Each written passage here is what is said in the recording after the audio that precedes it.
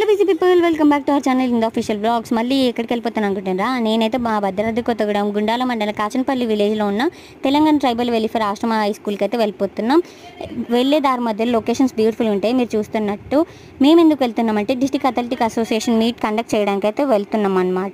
ఇందులో అయితే under age group 14 to 20 years boys and girls participate చేయొచ్చు. Runs, long jump, back throw అయితే ఉండబోతున్నాయి అనమాట.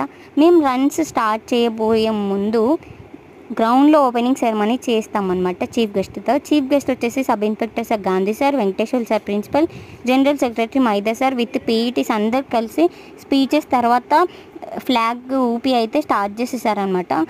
ఇక్కడికైతే దగ్గర 280 మెంబర్స్ పిల్లలు వచ్చారు.